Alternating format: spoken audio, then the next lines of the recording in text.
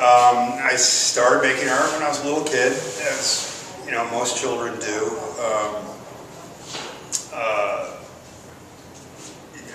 My father and I used to take long walks on the beach in Lake Michigan when I was very small. We used to vacation there, and he made driftwood sculptures, and not sculptures, mobiles.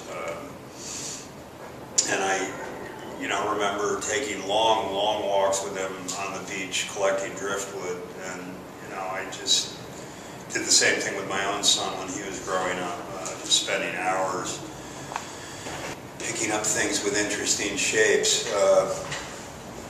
But I've always loved making things. So I started working with lead specifically about 20 years ago.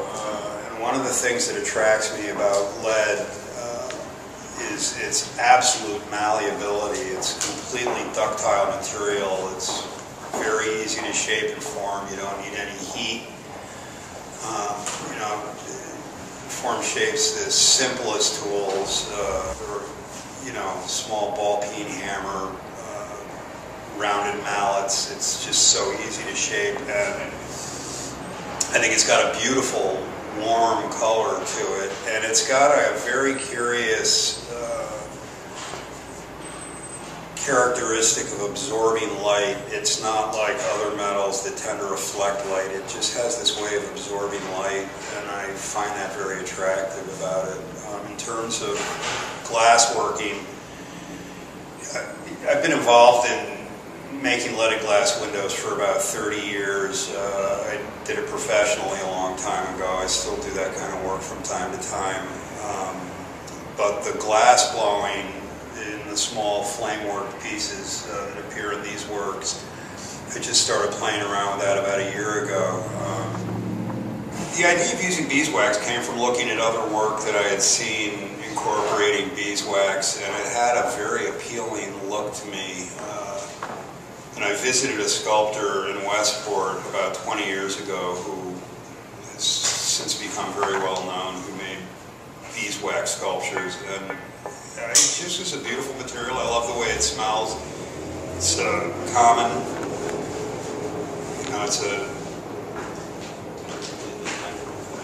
It's produced in a completely natural fashion. I just think it's just a beautiful material. I like it. I like its qualities. It's just awesome stuff. In terms of lead, as I've already said, it's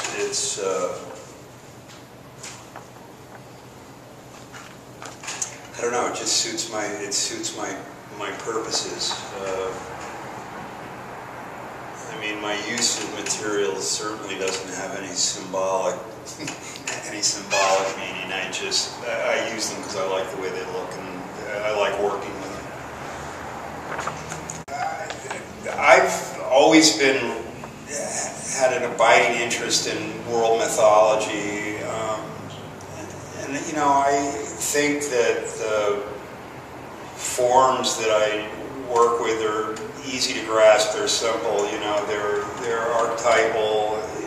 archetypal shapes and forms: circles, squares, ovals, egg shapes,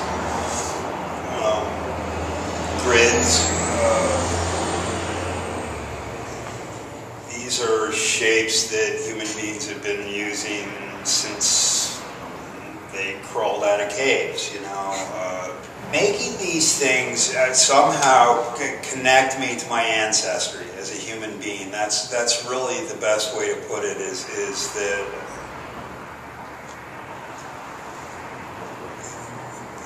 they're really just part of this stream of creative energy that's been flowing through human beings since the dawn of time. Human beings by nature are creative as well as being destructive, but there's a natural impulse in people to make things, and I think making objects is a way of describing the world as we perceive it. So, any shape or form can be found anywhere in nature. This particular piece over here,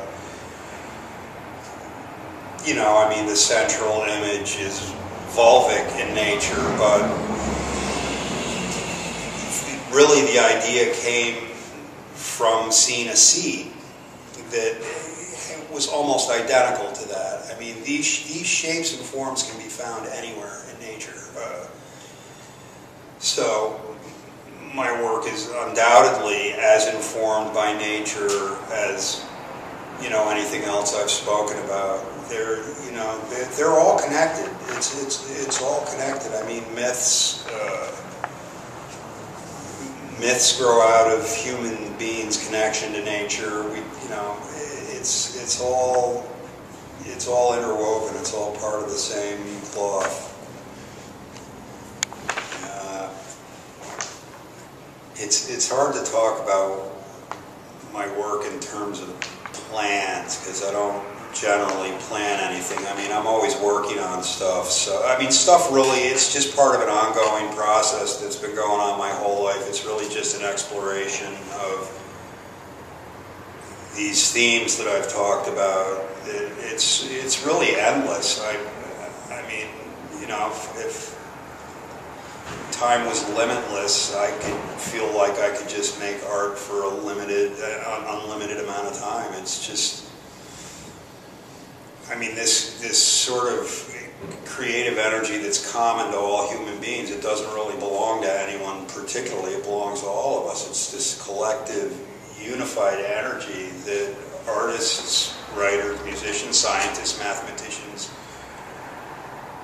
use to express whatever it is they want to express. So this stuff really has a life of its own. It evolves sort of along its own lines. I'm often very surprised about an end result. I try not to intervene too much personally in the work. You know, it has a way of suggesting to me what needs to be done.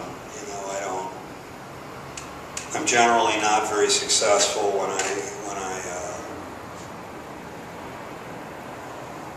invest too much of my little personality into my work. You know, I try to let it do its own thing and stay out of the way.